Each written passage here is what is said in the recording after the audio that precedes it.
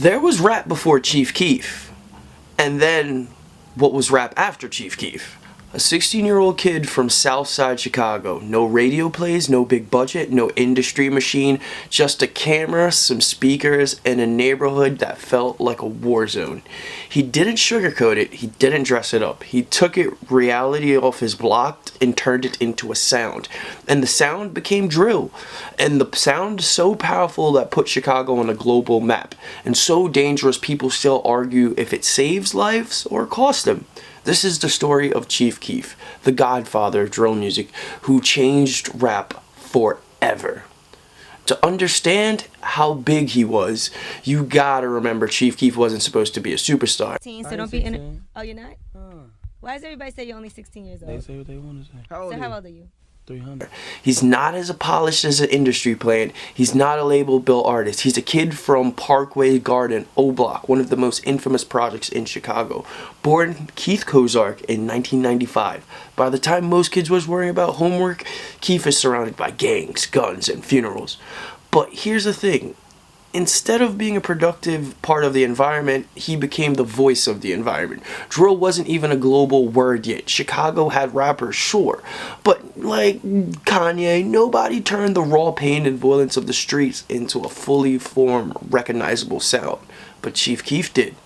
Let's talk about it. Chicago before Chief Keef blew up, yeah, there was legends, Kanye, Common, Lupe Fiasco, but the music didn't sound like the corner, the sirens, the shootouts every day. The media started calling it Chirac. You can shout out DJ Academics for that. A nickname comparing Chicago to the war zone of Iraq. Murders were climbing, the news would show the neighborhood, but everybody in the neighborhood had a mic, sound loud, and would always listen. That's the climate, that's the city, that's the pressure cooker that Chief Keef grew up in. So when he picked up a mic, he wasn't just trying to make a hit, he was documenting a lifestyle the world wanted to ignore. The internet was just about to hand him the megaphone, so he needed the rise, house arrest, the global takeover. Chief Keef Rise is insane. When you realize and think about it, imagine being in a house arrest in your grandma's apartment and somehow from the living room you shake the entire music industry. That's exactly what happened. He started dropping songs like Bang, 300 on YouTube. The videos were low budget, grimy, shot in the hood, but that's what made it real. You're not seeing rented cars, fake mansions. You're seeing real people, real danger, real emotion. When he dropped I Don't Like, the song is a nuclear bomb. The hook is a sample. The beat's dark, pounding, and Chief Keef's energy makes you feel like you're standing in the middle of O-Block. The streets is picking up, the internet's picking it up, then Kanye Wentz hears it, Kanye jumps on the remix. Pusha T, Jadakiss, Big Sean, and the comment Chief Keef goes from a local Chicago rapper to the face of the new movement. Labels started calling, the industry started panicking, because the kid with no media training, no filter, no fear, just pulled the culture towards him with no effort. That's not normal, that's revolutionary. So what is drill? Chief Keef didn't invent every single piece of it, but he defined it. He gave it a face. Dark sounds, sliding 808s, heavy bass, melodies that felt like rainy nights, red blue lights, beats that sounded like you're already in trouble before you even heard the word.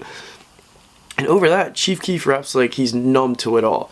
It's not lyrical, miracle, bar from bar. It's not energy, it's not repetition. It's ad-libs, the most catchphrase, bang, bang, Sosa, bang, bang. You already know. Oh, blah. The dreads, the way the crew raps along the background, everything in the video throws signs jumping out the environment. That was drill. Not just music, a language that kids in rough neighborhoods across America instantly understood. They got it. Once the sound hit the algorithm, it sprayed all over the world. Here's where it gets complicated. Because you talk about Chief Keef, drill, and talk about how he came up and how the music exploded, so did the criticism. People said that we were glorifying violence. The music was making kids want to pick up guns, want to join gangs, want to live the exact lifestyle they were trying to escape from.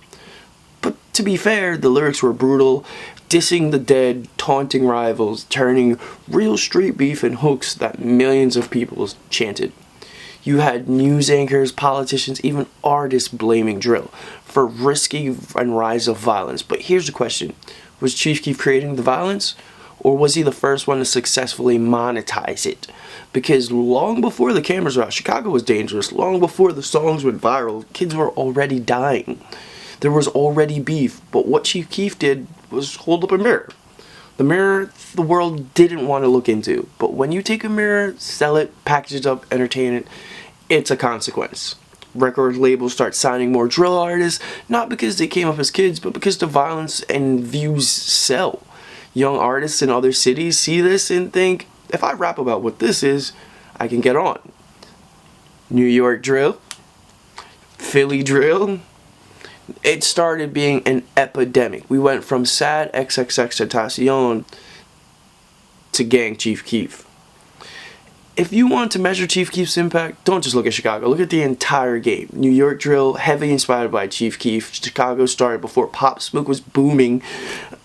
Out of every speaker, Chicago's influence was already over the city. Atlanta, you can hear drill inside every trap, flow, cadence, degree, the melodic, aggressive. A lot of your favorite rappers grew up listening to Chief Keef. The South, the West Coast, everywhere. Kids from 10, 11, 12, I don't like drops. Now they're all singing it in middle schools. UK drills produced rappers, took Chicago's blueprint, twisted it, turned their own styles. Now UK drill has their own empire, but the DNA traces back to one man, Chief Keef, Mr. Kozark himself. Every mainstream pop artist has borrowed drill patterns. The sound you used to hear in Chicago's projects is now Billboard charts. That's the influence. That's the global effect. That's the Godfather status. People forget Chief Keef was just a teenager when all of this. Legally issued, legally drama, and public beefs. The streets never really left the music, but fame also never fully pulled back off the streets. He got dropped from his major label. A lot of people thought, okay, that's it. His run's over, but nah. Chief did something most people didn't expect. He went independent and moved away from Chicago, moved into a mansion, and built a cult following from nothing. He kept releasing projects, experiments, sounds, influencing new ways of underground and melodic rappers.